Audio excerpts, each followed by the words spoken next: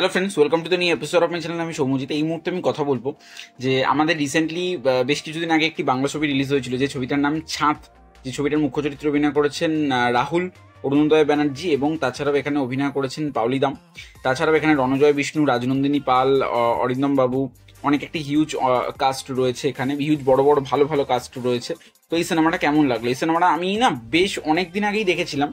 তো সেই সিনেমাটার রিভিউ আমার করা হয়নি, কারণ এখন যেহেতু এত ইন্টারভিউ চাপটা বেড়ে গেছে, ইন্টারভিউ নিচ্ছি, সঙ্গে অন্যান্য কন্টেন্ট আসছে, সব কন্টেন্ট দেখাও হচ্ছে না, বিশেষ করে হলিউড কন্টেন্ট। তো তার জন্য একটু চাপটা বেড়ে গেছে। তো তাই জন্য ছাঁদ ছবিটার আজকে ভাবে রিভিউ করে দিই, কারণ কালকে হাঙ্গামা.com আছে, সিকান্দার আছে, তো সেগুলো তো একটা চাপ রয়েছেই। রিভিউ বাড়িছে আমার দায়িত্ব। তো ছাদ এই ছবিটার গল্প আমি যদি একদম একটুখানি করে বলতে চাই, এখানে ছাদের গল্পটা হচ্ছে রাহুল, অরুণোদয় ব্যানার্জি এবং পাওলি দাম। তারা দুজনে হচ্ছেন হাজব্যান্ড এবং ওয়াইফ, এবং তাদের বাড়িতে তাদের সেই বলে না যে তাদের মানে মানে তাদেরকে কি বলে, তাদের বাড়ির শরিক থাকে, যারা হচ্ছে রাজনন্দিনীদের ফ্যামিলি। দুজনের সাথে খুব ভালো বন্ডিং। রাজনন্দিনীর একটা ছাদ আছে, সেই ছাদে পাওলিদাম সময় কাটাতে ভালোবাসে, এবং পাওলিদামের লেখালেখি করার ইচ্ছে রয়েছে, লেখালেখি করার স্বভাব রয়েছে। রাহুল অরুণোদয় ব্যানার্জির পত্রিকায় লিখতে বারণ করছে, তাই জন্য পাওলিদামের জীবনে এন্ট্রি নিচ্ছে হচ্ছে রণজয় বিষ্ণুর পত্রিকায় পাওলিদাম এই লেখাটা লিখবে, পুজো সংখ্যার লেখাটা, কিন্তু সে ছাদে বসে লিখলে বেশি কমফোর্টেবল ফিল করে। তাই একটা টাইমে দেখা যাচ্ছে সেই যে শরিকরা তারা চলে যাচ্ছে অন্য জায়গায়, কারণ পোস্টিং হওয়ার কারণে। তো তারপর কি হয়, সে কি ফাইনালি লিখতে পারে? তো সেই ছাদটা কি সে ফিরে পায়? তো এর থেকে বেশি জানতে হলে তোমাদের নিকটবর্তী সিনেমা হল কেন, নন্দনে গিয়ে ছবিটা দেখে ফেলতে হবে। ছবির পজিটিভ দিক, নেগেটিভ দিক, আমার জন্য এই ছবির জন্য খুব লিমিটেড সংখ্যক পজিটিভ দিক এবং খুব লিমিটেড সংখ্যক নেগেটিভ দিক আছে। আমার জন্য এই ছবির প্রথম পজিটিভ দিক, এখানে রাহুল এবং রাইমা সেন, তো রাহুল এবং পাওলি দাম রাইমা সেন বলতে পারি, রাইমা সেন অ্যাকচুয়ালি আমার ফেভারিট অভিনেত্রী, যাই হোক। তো রাহুল এবং পাওলি দাম দুজনে খুব ভালো পারফরমেন্স করেছে এখানে। বাকি যারা কাস্ট করেছে তাদের স্ক্রিন টাইম খুব কম। এখানে অনুরাধা ম্যাম বলি বা রাজনন্দিনী বলি, এদের স্ক্রিন টাইম ভীষণ কম। তো রাহুল, পাওলি ভালো কাজ করেছে।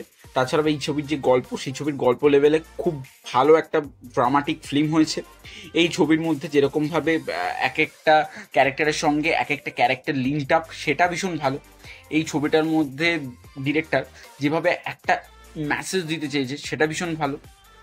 এবং এই ক্যারেক্টারটা কোনো জায়গায় মানে ইমোশনাল যে পোর্শনগুলো, সেগুলো ভীষণভাবে ওয়ার্কেবল। এই ছবির ক্ষেত্রে ইমোশনাল পোর্শনগুলো দর্শককে বেশি হুকড করে, ইমোশনাল পোর্শনগুলো বেশি ওয়ার্কেবল। এই ছবির মধ্যে রোম্যান্স, কমেডি এগুলো একটুখানি কম। তো ইমোশনাল পোর্শন ওয়ার্কেবল, এটা একটা ভালো ড্রামা ছবি। এবারে হচ্ছে তা বলে কি এই ছবির খুঁত নেই? অবশ্যই খুঁত আছে এখানে। আচ্ছা, এখানে ক্যামেরা কোয়ালিটির কাজ খুব ভালো। যেরকম যে লোকেশনে শ্যুট করেছে, গঙ্গার ঘাট থেকে শুরু করে, সেগুলো পুরোনো বাড়ি বা সেগুলো কিন্তু আমার খুব ভালো লেগেছে। এবার যদি চলে আসি আমি ছবির নেগেটিভ পয়েন্ট, এই ছবিটা প্রথমত নেগেটিভ পয়েন্টে হচ্ছে বহুত বোর্ড সিনেমা। এটা একটা 1 ঘন্টা বা 50 সামথিং এরকম একটা সিনেমা, 1 ঘন্টা 40 সামথিং নাকি 50, যাই হোক। তো এটা ভীষণ একটা বোর্ড সিনেমা। কিছু কিছু জায়গা একদম দরকার ছিল না, সেগুলোকে অ্যাড করেছে, ভীষণ বোরিং লাগছে কিছু কিছু জায়গা।